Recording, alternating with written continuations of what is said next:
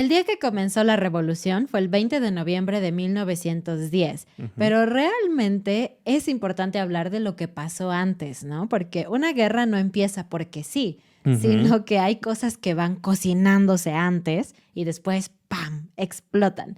Y bueno, ese fue el caso. Los antecedentes de esta guerra tienen que ver con este personaje, Porfirio Díaz.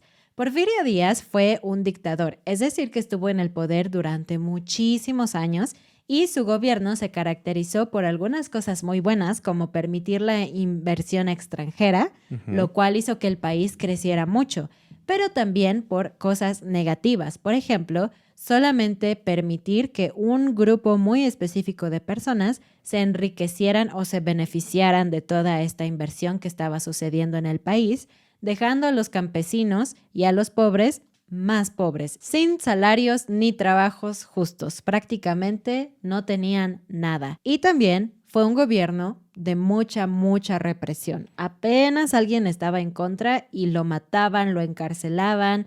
No había libertad de expresión. Sí, fue un gran problema. Y esto que mencionó Ana como positivo, como que trajo la inversión extranjera, por una parte fue positiva y por otra fue negativa, justamente también por lo que ella decía. Estas personas se enriquecieron muchísimo, pero realmente los mexicanos, el grueso de la población, no tenía oportunidades y les ofrecía tantas cosas Porfirio Díaz a los extranjeros o a los ricos de México que las cosas se salieron de control. Por ejemplo, los trabajos trabajaban de 13 a 15 horas al día, con salarios muy bajos o a veces ni siquiera les pagaban. Era Sí. impresionante. Entonces, todo esto cocinó un ardor en el pueblo mexicano, ¿no?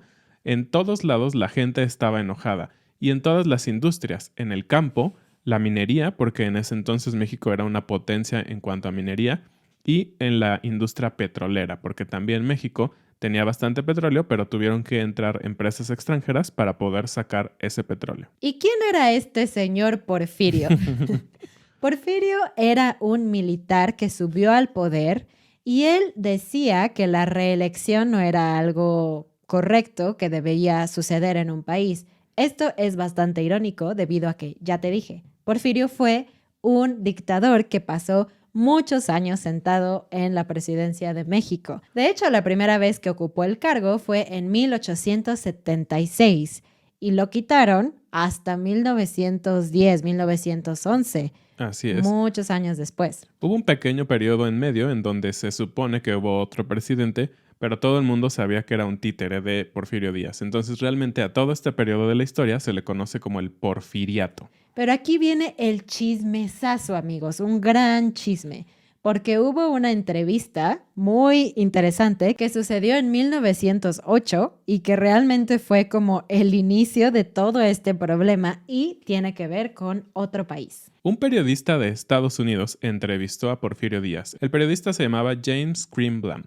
Y lo interesante de esta entrevista es que Porfirio Díaz dijo que México estaba listo para que él saliera de la presidencia y hubiera elecciones libres. Entonces realmente él primero ya estaba aceptando que México no era un país libre en lo que se refería a las elecciones y a cómo estaba alguien en el poder.